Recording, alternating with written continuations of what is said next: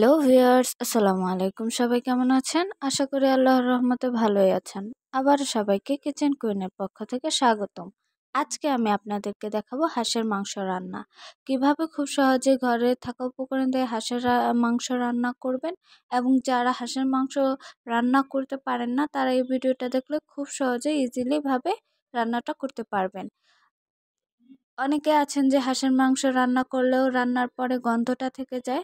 আজকে আমি দেখাবো কিভাবে রান্না করলে হাঁসের মাংসের গন্ধটা থাকবে না। তো চলুন কথা না বাড়িয়ে দেখে নেওয়া যাক। প্রথমে আমি মাংসটা রান্না করার জন্য এখানে নিয়ে নিয়েছি আদা বাটা, রসুন বাটা, জিরা বাটা, পেঁয়াজ বাটা। এখানে আমি হাফ কাপ রসুন বাটা দিয়েছি, 1 কাপ পেঁয়াজ বাটা, 2 টেবিল চামচ আদা বাটা। এখানে আমি জিরার বাটা এবং জিরার গুঁড়া দুইটাই ইউজ করেছি। এখানে দিয়েছি আমি 2 টেবিল চামচ জিরার গুঁড়া এবং 2 টেবিল চামচ জিরা বাটা। হাঁসের মাংসটা রান্না করার আগে বলে নিচ্ছি, আমি সময় স্বল্পতার কারণে আগের দিন হাঁসটা খুব ভালোভাবে পরিষ্কার করে অল্প পরিমাণে লবণ এবং পানি দিয়ে হাঁসের মাংসটা সিদ্ধ করে নিয়েছিলাম। এজন্য আমার রান্না করতে বেশি সময় লাগেনি। মাংসটা সিদ্ধ করার সময় আমি সমস্ত পানিটাই টানিয়ে নিয়েছিলাম, একটু পানিও ফেলে দেইনি। মাংসটাও খুব ভালোভাবে সিদ্ধ হয়ে গিয়েছিল, তাই আমি আজকে রান্নাটা খুব সহজেই অল্প সময়ের মধ্যে করে ফেলতে পেরেছি। এখানে আমি দিয়েছি 2 চামচ হলুদের গুঁড়া, 3 চামচ মরিচের গুঁড়া, 2 চামচ ধনিয়া গুঁড়া এবং পরিমাণ মতো লবণ দিয়ে অল্প পরিমাণে সরিষার তেল দিয়ে খুব ভালোভাবে মাংসটা ম্যারিনেট করে নিচ্ছি বা মেখে নিচ্ছি।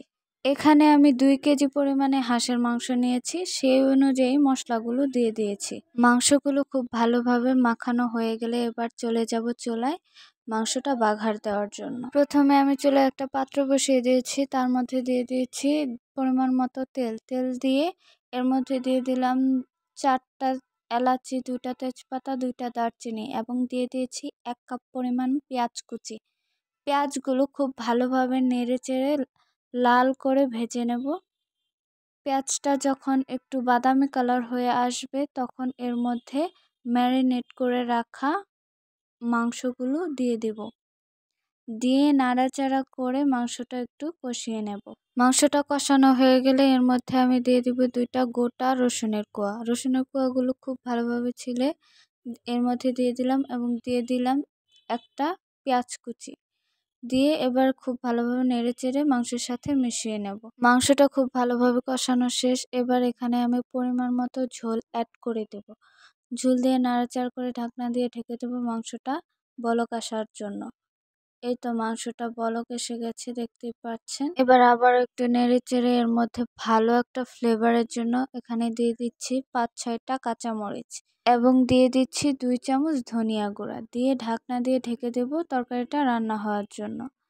মাংসটা রান্না হতে হতে বলে দিচ্ছি, যারা এখনও আমার চ্যানেলটি সাবস্ক্রাইব করেননি সাবস্ক্রাইব করে দেবেন এবং লাইক, কমেন্ট, শেয়ার করে আমার পাশে থাকবেন। আপনাদের সাপোর্টে আমি ভিডিও বানাতে উৎসাহিত হই, তাই বেশি বেশি সাপোর্ট করবেন।